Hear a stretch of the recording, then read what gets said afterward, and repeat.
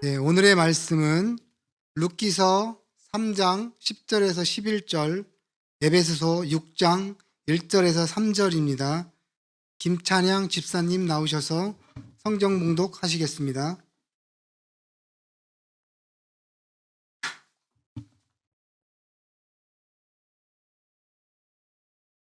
성경 봉독하도록 하겠습니다. 룻기 3장 10절에서 11절 말씀입니다. 그가 이르시되 내 딸아 여호와께서 내게 복 주시기를 원하노라. 내가 가난하건 부하건 젊은 자를 따르지 아니하였으니 내가 베푼 인내가 처음보다 나중이 더하도다. 그리고 이제 내 딸아 두려워하지 말라. 내가 내 말대로 내게 다 행하리라. 내가 현숙한 여자인 줄을 나의 성읍 백성이 다 아느니라.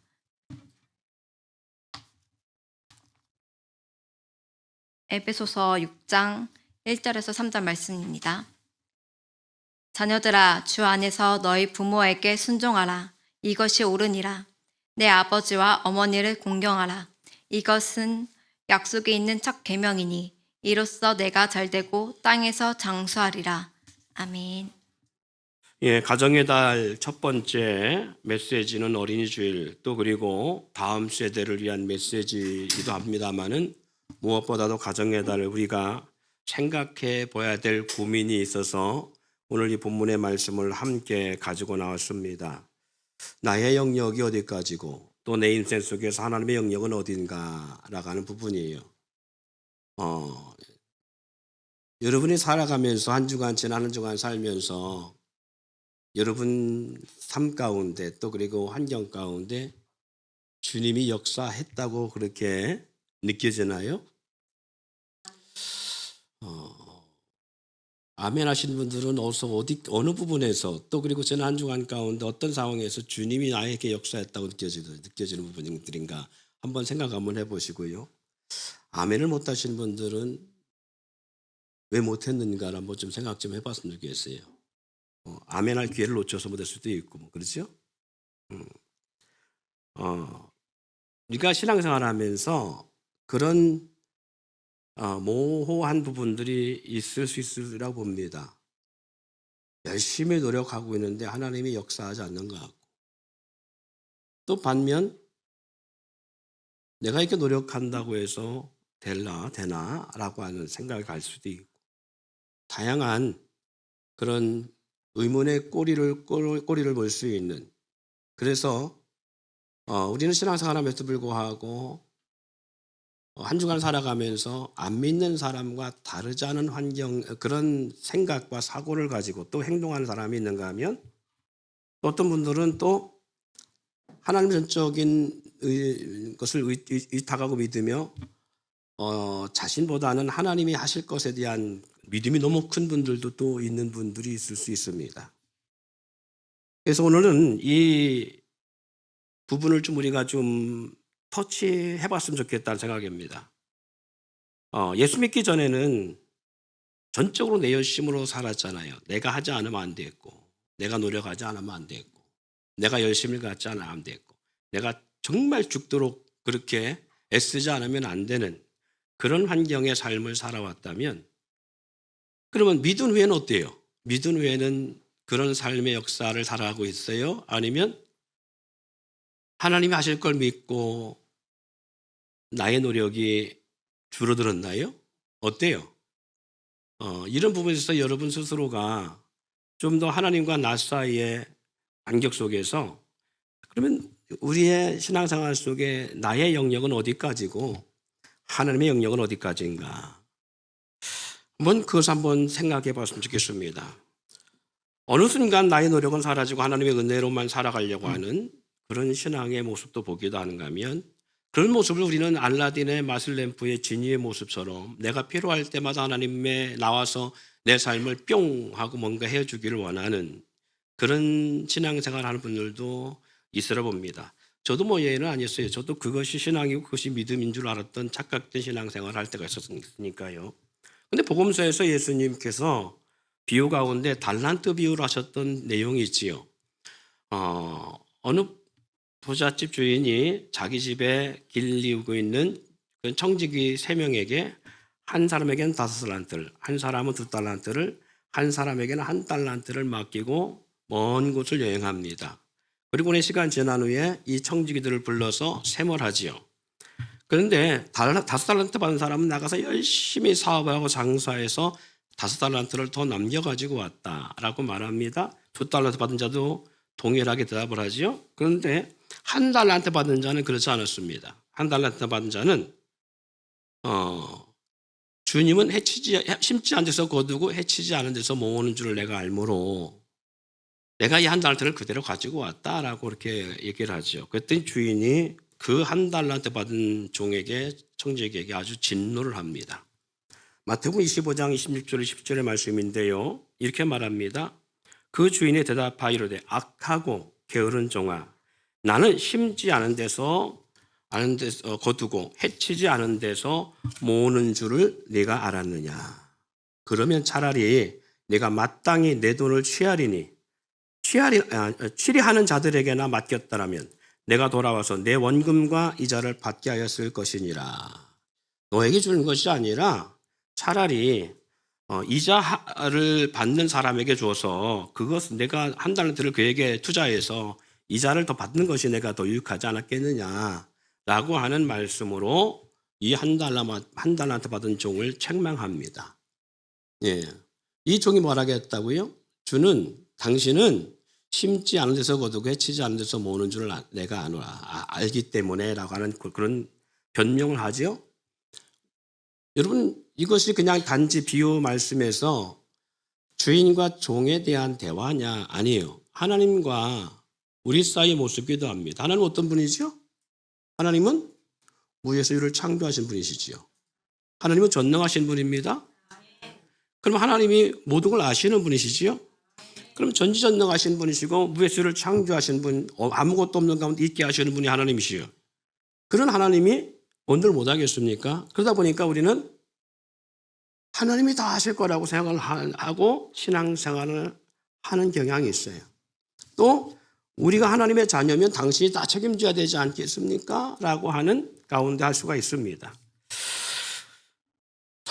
설령 우리의 믿음이 이와 같이 1달란트 맡은 청지 같은 마음의 신앙생활을 하고 있지 않는가. 그래서 나의 영역과 하나님의 영역을 구분하지 못하고 어떤 사람은 믿음에서 불구하고 하나님의 영역을 전혀 인정하지 않았고 전적으로 내가 하는 경향이 있어요. 그래서 이런 분들은 신앙생활을 어떻게 하냐면 내 기분대로 해요. 내가 주어진 대로 해요. 내가 시간 나면 사업을 하고 뭐 하고 있다가 시간 나면 예배하고 그리고 모든 것들 사이클과 모든 초점과 중심은 내 삶에 두어요. 신앙생활 해도 그래요. 내 삶에 두고 하나님을 전적 인정하지 않아요. 신앙생활한테 이런 분이 있고요. 반면에 또 너무 또 하나님만 의지해서 난 노력하지 않아요. 그냥 신앙생활 열심히 하면 하나님 다 아주 그것을 믿고. 저는 실제로 그런 경험이 있어요. 교회를 하다 보니까 공부를 못했네. 그래서 기도를 했어요. 시험 때. 하나님 답 좀 알려주세요. 그러고 머릿속에 딱 떠오르는 거기에마다 이렇게 사지선다 했으니까 찍었어요. 기가 막힌 건 그 당시 때 제가 노력해서 공부했던 것보다 훨씬 잘 받았어. 92점인가 94점인가를 맞았어요. 92점인가 그렇게 맞았어요. 그러니까 이런 건 응답되면 안 돼요. 왜 그런 줄 알죠? 그 다음에 시험 볼 때 또 노력하지 않고 또 그렇게 할 수 있다 그 말이에요. 그러니까 저는 우리 성도들 가끔 저도 뭐 경험해 봤습니다만은 가끔 로또를 사시는 분들이 있어요. 사지 말라는 건 아닙니다. 근데 사기는 사는데 저는 당첨되지 않기를 기도하는 마음이 있어요. 사실은. 왜냐하면 당첨되는 순간에 교회를 떠날까 봐. 교회를 떠날까. 두 번째는 당첨되면 그 다음부터는 사람이 게으러질까 봐. 그거 있잖아요. 길을 가다가 돈을 주서요. 이렇게 길을 가다가 돈을 주시면 그 다음부터는 눈이 어디로 갈까요? 그렇죠. 길에 가지. 바닥을 보게 돼 있어요. 하늘을 보는 게 아니라 자꾸 바닥을 보게 돼 있다고요. 그런 요행이 내게 딱 맞았잖아요. 그럼 그럴 수 있다는 얘기예요. 그러다 보니까 뭐가 없냐면 운명론자가 되는 거예요. 모든 것을 하나님께 맡기고 나는 그냥 살아가려고 하는 그런 공부한 학생들이 가끔 착각하는 것이 공부에 대한 노력도 않고 성적이 잘 나오길 기대하는 모습. 이게 바른 것이냐, 이것이 바른 신앙생활의 표본이냐라고 할 때 결코 아니라는 거지요. 반면 우리가 다 노력하겠으면서 하나님이 필요한 것을 못 느끼는 그런 거 있잖아요. 내가 노력하는데 그러면 공부 열심히 하고 좋은 성적 거두면 안 믿는 사람과 뭐가 달라? 안 믿는 사람과 뭐가 달라요? 열심히 노력하고 공부해서 좋은 성적이 나오는데 그러면 안 믿는 사람은 뭐가 다르고 하나님의 역사가 뭐예요? 거기 하나님에 대한 믿음의 필요가 있는가? 노력하게 했으면서 하나님이 왜 필요하고 기도는 왜 하는가? 할 수 있잖아요. 예. 주님이 도와주지 않은 것 같으면 교회 생활, 믿음 생활이 의미가 과연 있을까? 그런 생각을 여러분들은 해봤나 모르겠어요. 저는 이런 고민을 진짜 많이 해봤어요. 어디서 또 어떻게? 예. 물론 영혼 구원과 하나님 나라에 대한 영역이나 구원론에 대한 부분을 배제하고 생각한 부분들입니다. 우리가 믿는 것은 전적인 영혼 구원과 하나님 나라에 대한 이 부분, 우리가 죽은 후에 또 그리고 우리가 지금도 하나님 나라에 속하여서 살아가고 있는 것, 이것은 부인할 수 없어요. 그럼에도 불구하고 우리가 직접적으로 우리 생활 속에, 삶 속에서 우리가 피부에 느끼는 부분들에 있어서는 그런 보이지 않는 그런 영적인 영역이 아니라 보이는, 우리가 경험하고 느끼고 하는 이런 부분이 있어요. 어디서 어디까지 내가 생각하고 행동해야 될 일이고 어디서 어디까지 주님이 하시는 영역인지 구분하지 못하는, 그래서 요행을 바라듯 신앙생활하거나 또 하나님을 믿는다면서 하나님에 대한 믿음을 찾아볼 수 없는 자기 뜻과 생각대로 살아가는 사람들도 볼 수가 있어요. 자, 여러분, 이 두 분류 가운데 어디 속해 있습니까? 나는 노력하지 않고 열심히 하나님을만 의지하고 사는 사람이에요? 아니면 신앙생활 하지만 전혀 전부 다 내 노력인데 하나님의 영역은 없는 것 같다. 내가 노력하지 않으면 안 된다라고 하는 이 부분에 있는 거예요. 어디 부분에 있어요? 여러분들은. 이 두 부분 다 아니기를 주의 이름으로 축원드립니다. 그래서 우리는 오늘 고민해 볼 내용은 이겁니다. 어디서 어디까지 사람이 해야 되는 일이고 어디서 어디까지가 하나님의 역사인가. 예. 오늘 그래서 이 효심이 가득한 루시라고 하는 이 여인을 통해서 이 두 가지 영역에 대한 상황을 보고 내 영역과 주님의 영역을 좀 구분해 볼 수 있기를 바랍니다. 주님은 우리에게 어떻게 역사하시는지 조금이나마 이해될 수 있기를 바라면서 오늘 이 말씀을 여러분과 함께 나누려고 하는 거예요. 자, 룻기서를 보면요. 룻기서 1장에서 룻은요. 남편과 두 아들을 잃은 홀로 되신 어머니와 함께 살아가려고 하는 몸부림치는 모습을 볼 수 있습니다. 내가 사랑한 사람과 결혼을 했는데 그런데 그 가정에 나의 시아버지도 일찍 돌아가셨고 심지어는 형제가 있는 두 아들인데 내 남편도 죽고 그의 형도 다 죽었어요. 그래서 세 과부만 남았다는 얘기지요. 예, 이러한 아픈 현실을 몸으로 겪고 있는 가정이에요. 룻기서 1장 16, 17절 보면 그러한 가정 속에 홀로 남은 이 어머니를 향한 이 며느리된 룻의 고백과 모습을 볼 수 있습니다. 뭐라고 기록되는지 한번 읽어볼까요? 16, 17절 룻이 이르되 내게 어머니를 떠나며 어머니를 따르지 말고 돌아가라 강권하지 마옵소서. 어머니께서 가시는 곳에 나도 가고 어머니께서 머무시는 곳에도 나도 머무르겠나이다. 어머니의 백성이 나의 백성이 되고 어머니 하나님이 나의 하나님이 되시리니. 그리고 1장 17절 말씀에 그의 고백의 절정에 이릅니다. 어머니께서 죽으시는 곳에서 나도 죽어 거기 묻힐 것이라. 만일 내가 죽는 일 외에 어머니를 떠나면 여호와께서 내게 벌을 내리시고 더 내리시기를 원하나이다 하는지라. 예. 이런 고백을 보면요. 정말 어떻게 보면 당시 때는 뭐 16세 이상이면 다 시집갈 수 있고 장가갈 수 있는 나이의 그 중동 지역의 환경을 했으니까 어린 나이에 시집을 와서 자녀도 갖지 못하고 내 남편도 이렇지만 내 어머니는 당신의 남편과 사랑하는 두 아들을 잃은 상태에 처절한 아픔을 경험하고 있는 가정입니다.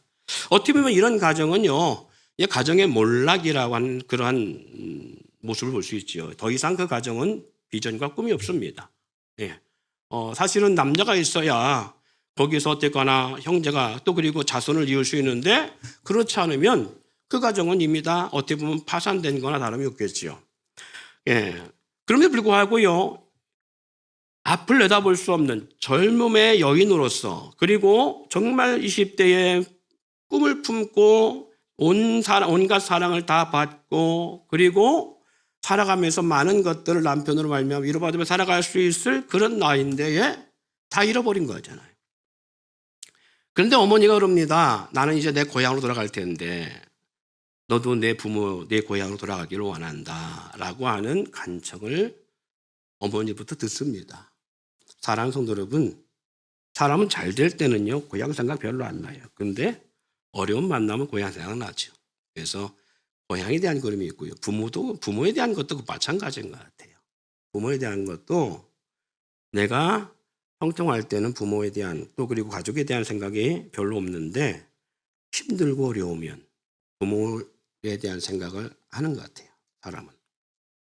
근데 룻 같은 경우는 이 힘든 상황 속에서 어떻게 보면 자기를 낳아주고 길러주고 지금까지 함께 해온 내 부모가 있는 내 고향으로 돌아갈 만도 하잖아요. 그런데 시집 온 이상 이 룻이라는 여인은 그러한 고백과 그러한 판단을 내리지 않습니다. 뭐라겠다고요? 어머니를 떠나며 어머니를 따르지 말고 돌아가라 강권하지 마옵소서. 어머니가 가시는 곳에 나도 가고 어머니께서 머무르시는 곳에 나도 머물고 어머니 백성이 나의 백성이 되고 어머니 하나님이 나의 하나님이 될지니 어머니께서 죽으시는 곳에 나도 죽고 거기에 묻힐 것이라. 내가 죽는 일 외에 어머니를 떠나면 하나님이 내게 벌을 내리시기를 원한다. 자신의 미래와 자신의 인생을 위한다면 절대적으로 이런 고백을 할 수 없지요. 룻은 철저히 자기 중심이 아닌 타인 중심, 다시 말해 어머니 중심, 이타적 마음이 누구보다 강했던 여인의 모습, 어머니 중심의 마음을 갖고 오직 어머니 한 분만을 위해서 어떻게 보면 이 어머니를 따르는 그 순간에 자기의 미래는 없어요. 아무 희망이 없어요. 아무 희망도 없고 미래도 없음에도 불구하고 오직 홀로 되시고 상처받으신 자기도 상처받았음에도 불구하고 자기 상처는 뒤로 하고 어머니 상처, 어머니 아픔만을 끌어안고 어머니와 함께하고자 하는 그런 모습을 이 룻의 모습을 통해서 볼 수 있습니다. 자신의 인생을 희생하면서까지 부모에게 대한 효하는 모습을 이 룻기서 1장을 통해서 우리는 엿볼 수 있어요. 야, 우리는 어떤가요? 어디서부터 어디까지가 나의 영역이고 어디서 어디까지가 하나님께서 하시는 사역이고 영역일까 알아갈 때에 이 룻의 이 내용들을 본다면 여기서는 하나님의 영역이 전혀 보이지 않습니다. 오직 누구보다도 세상 사람보다 더 어떻게 보면 자신의 헌신, 자신의 노력, 자신의 수고, 다시 자신의 희생을 드러내는 삶의 역사가 나타나요. 2장에 가서는요. 룻기서 2장에 가서는 룻은 어머니를 복양하기 위해서 새벽 이른 아침부터 저녁 때까지 수고하고 땀을 흘리는 모습을 볼 수 있습니다. 다시 말해서 다 망해서 왔고 아무것도 가진 것이 없으니까 어디 가서 뭘 할 수가 없어요. 그러니까 생각 한번 해보세요. 남자가 하는 일이 따로 있고 여자가 하는 일이 따로 있는데 힘없는 여자가 뭘 할 수 있겠어요. 그러니까 어디 가서 뭐 농사 지을 수 있는 형편의 그런 가정 상황도 아니고 모든 것들이 그렇잖아요. 그러니까 결국 할 수 있는 일이 뭐냐면 그가 할 수 있는 최선을 다할 수 있는 일이 마침 그 베들레헴에 돌아왔는데 추수할 때더라. 그래서 추수할 때가 돼서 그 추수하는 사람들 밭을 쫓아다니면서 이삭을 주어서 그 이삭을 모아가지고 양식을 만들어 어머니를 공귀하는 모습이 이 룻의 삶의 2장의 전체적인 내용입니다. 자, 2장 2절 한번 읽어볼까요? 자, 읽어봅시다. 시작.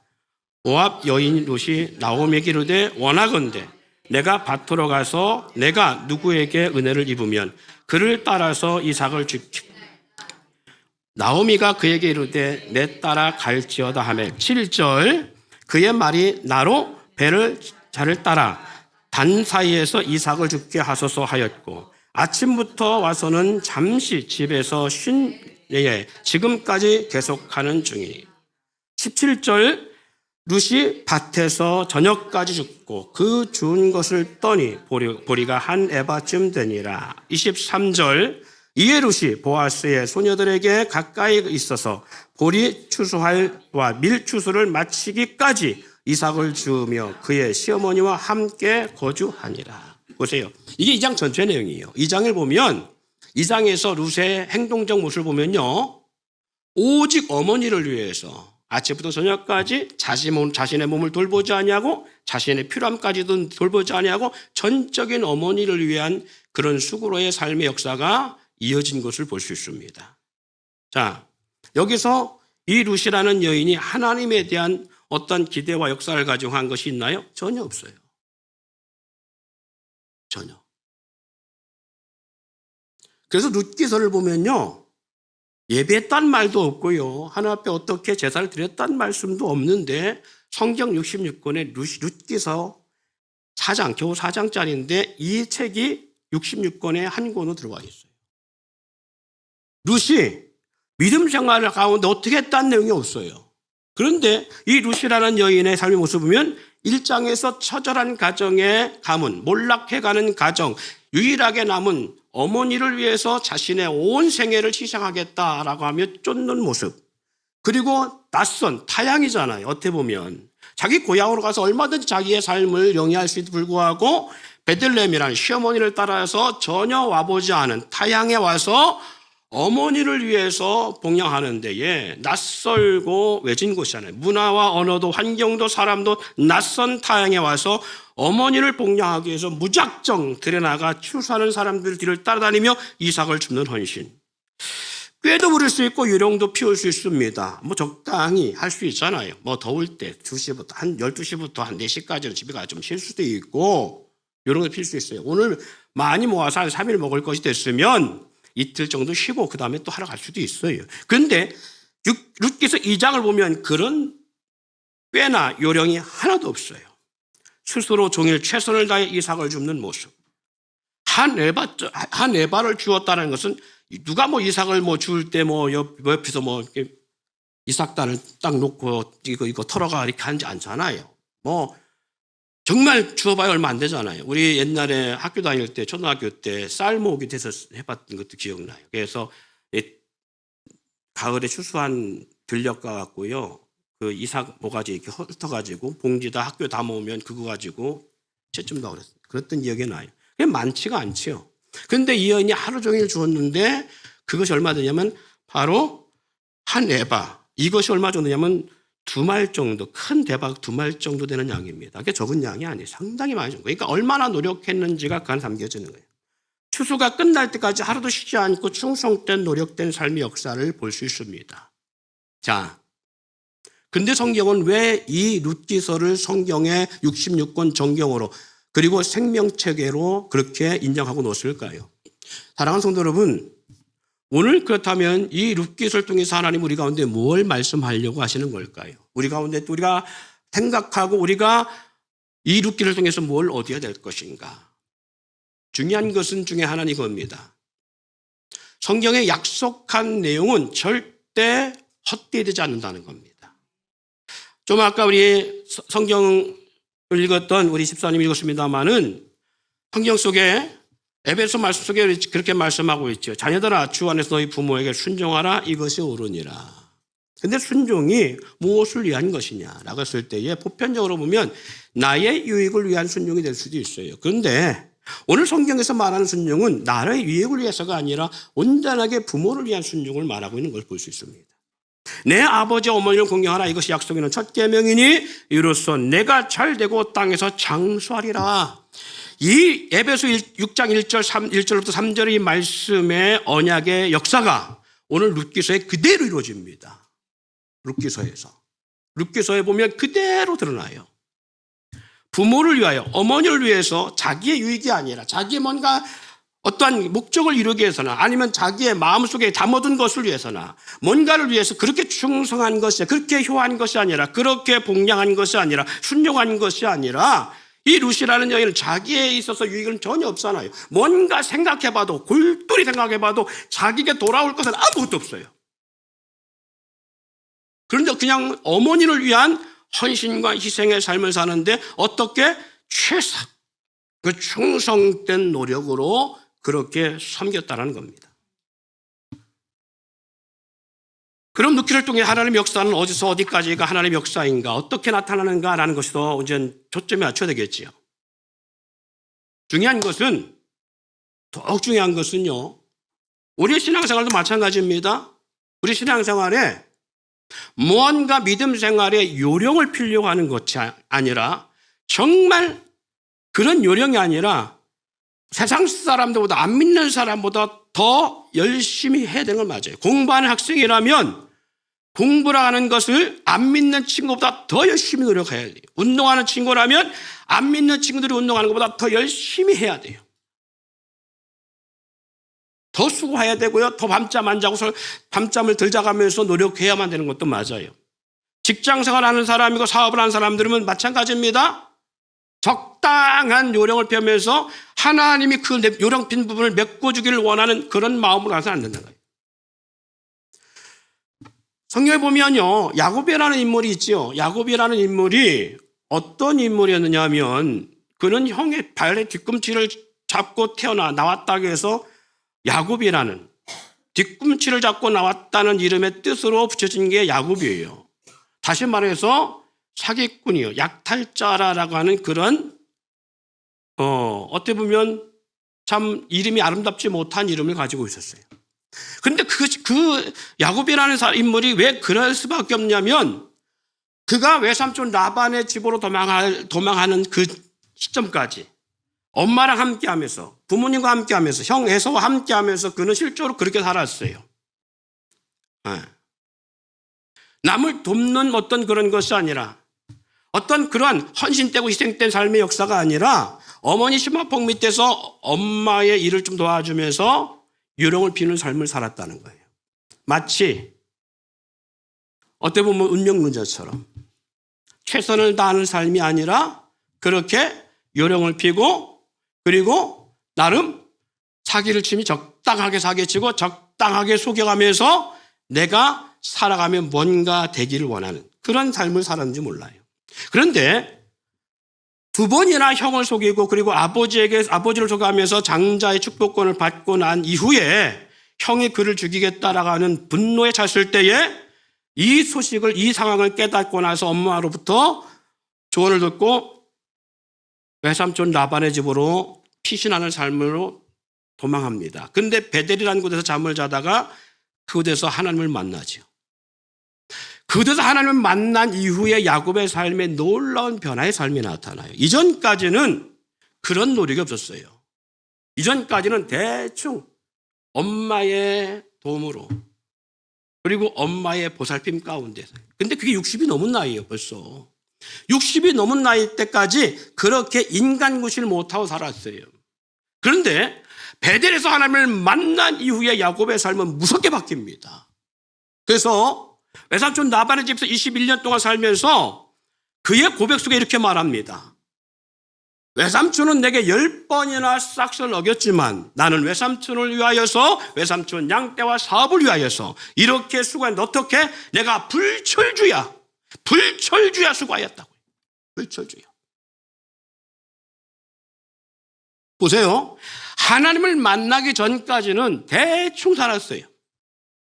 남을 속여가면서, 남을 등쳐가면서 엄마의 힘을 힘입어 대충 살았어요. 그런데 하나님을 만난 야곱의 삶은 정반대였습니다. 우리의 신앙생활과 반대의 모습 같이 나타나요. 하나님을 만난 이후에 야곱의 삶은요, 충성된 삶으로 바뀌어요. 요령 피우는 삶이 아니라 누가 보던 보지 않던. 그래, 그 고백 속에 이런 말합니다. 삼촌 앞에 고백할 때에 외삼촌 양떼가 병들었으면 병 죽게 되면 내가 그것을 대체 보상했고, 누가 와서 외삼촌 양떼를 독실하면 내가 다 배상했나이다. 외삼촌 양떼가 병들거나 죽지 않게 하기 위해 내가 불철주야 양떼를 돌봤나이다. 그럼 여기 하나님의 역사가 있어요. 그리고 하나님의 역사가 뭐 필요해? 내가 다 하는데. 근데 놀라운 건 여기도 하나님의 역사가 있어요. 사랑하는 성도 여러분, 오늘 룻의 모습 속에도 마찬가지입니다. 1장과 2장에 보여준 룻의 모습은요, 오직 룻이 자신의 헌신과 자신의 수고에 자신의 모든 삶을 전적으로 그렇게 드리는 삶을 사는 것 같고 하나님 역사가 전혀 없는 것 같아요. 그런데 놀라운 것은 3장에 가서 하나님 역사가 나타나기 시작합니다. 그 중에 하나만 오늘 보고 말씀을 마치려고 합니다. 자, 어디를 보시냐면요.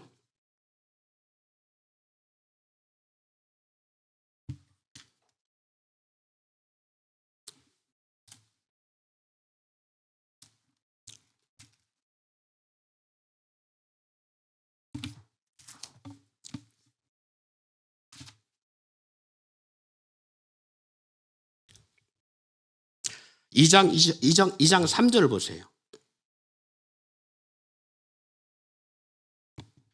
2장 3절에 하나님 역사가 어떻게 나타나는지 잠깐 보고 마칩니다. 자, 읽어볼까요? 룻이 가서 베는 자를 따라 밭에서 이삭을 줍는데 우연히 엘리멜렉의 친족 보아스에 속한 밭에 이르렀더라. 아멘. 이 부분입니다. 따라합시다. 우연히 어디로 갔다고요? 엘리멜렉 친족의 밭, 보아스가 운영하는 밭으로 갔다라는 거예요. 거기에 베들레헴의 밭이 한두 군데 있는 게 아니잖아요. 다 그때는 추수할 때니까 모든 그 베들레헴 사람들이 농사 짓는 곳은 다 추수할 때가 된 거예요. 그런데 우연찮게 발걸음이 간 곳이 이 보아스의 밭이었다라는 거예요. 이 우연한 것, 이것은 우리가 생각할 때 운영적으로 그냥 어쩌다 이게 아니에요. 그래서 우리는 이렇게 말합니다. 안 믿는 사람은 인연이라는 말을 써요. 인연이 있기 때문에. 그런데 믿는 사람들은 인연이라는 말을 쓰지 않습니다. 뭐라고 씁니다? 필연이라고 씁니다. 누가 하시는 것이다? 하나님이 하시는 것이니. 모든 걸 괴가할지라도 여호와 하나님께서는 그 걸음을 인도하신다라고 말씀한 것처럼 하나님이 하셔야만 되는 거예요. 우리가 노력하지 않냐고 하나님으로부터 요령 가운데 하나님을 받는 그게 아니라 최선을 다하는 삶을 우리가 하는 거예요. 그러나 그 최선을 다해도 안 되는 사람이 있어요. 안 되는 사람이. 제가 전에 지금 뭐겠지만 전에 지금 이 카니발 있기 전에 자동차가 고장이 잦았어요. 그런데 손을 안 본 게 아니에요. 손을 보고 다녔어요. 때가 되면 오일도 갈고 때가 되면 정정도 하고 그랬어요. 그런데 군산의 집회를 마치고 시내를 지나서 IC에 딱 들어온 순간부터 모든 라이트부터 시작해서 모든 것이 점점점 어두워지면서 칠흑 같은 어둠의 고속도로를 타기 시작했어요. 그리고 고속도로가 그렇게 깜깜한 것은 제가 처음 알았어요. 저는 라이트 키우고 다니까 고속도로 늘 환한 줄 알았던 거예요. 근데 제 차에서 빛이 발산되지 않으니까 깜깜한 칠흑 같은 어둠이에요. 그러니까 앞을 볼 수가 없으면 갈 수가 없잖아요. 차 한 대가 지나가면 그 차 뒤를 쫓아가는 거예요. 공주유계소까지는 어떻게 왔습니다만 거기서 더 올 수 있는 상황이 아닌 불구하고 하나님 앞에 기도했어요. 하나님께서 이 차를 책임져 주시길 원합니다.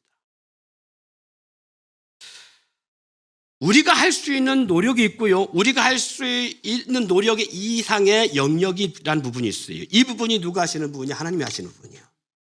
예. 물론 차가 좋으면요, 그럴 일도 없어요. 그럴 것도 없고요. 그렇지만 우리가 환경상 어려울 때 줬을 때는요, 우리가 하나님 앞에 맡기고 나는 그냥 감나무 밑에서 감이 떨어지기를 기다리는 것이 아니라 감을 따는 요령이 필요해요. 저 감을 따기 위해서 장대도 있어야 되고요, 사다리도 있어야 되고요, 많은 것들을 우리가 준비하고 해야만 되는 거예요. 이건 우리가 해야 되는 노력이에요. 그런데 중요한 것은, 예를 들자면 그런 것입니다. 중요한 것은 우리가 감을 따는 것은 우리의 노력이지만 그 감을 따기 위해서 사다리에 올라갔는데 그 사다리가 넘어질 수 있는 상황일 수도 있는데 넘어지지 아니할 수 있는 것, 하나의 붙드심. 그 감을 따는데 그러면 하나님 하시는 게 어디 뭐 있습니까? 라고 말할 수 있습니다만 하나님은 우리 가운데 그렇게 역사하지 않습니다. 그 감을 딸 수 있도록 그 가을 때까지 하나님은 태풍을 막아주시고 그 나무에 그래서 감히 떨어지지 않도록 하시는 역사에 우리가 감당하지 할 수 없고 우리의 영역 그 밖에 있는 영역을 하나님이 하시는 영역이에요. 그런데 우리는 착각하는 게 하나님이 하신다는 이유 때문에 마치 야곱이 어머니의 그늘 밑에서 어머니가 주시는 것으로 인하여 살아가고 있는 것처럼 우리도 그렇게 하나님을 의지하고 하나님이 하실 것이라고 생각함 가운데 우리는 노력하지 않은 경우가 있다. 사랑하는 성도 여러분, 그래서 오늘 이번 주에는 우리의 영역을 나눴습니다. 다음 주에는 그러면 하나님이 하시는 영역은 어디인가 나누기로 원합니다.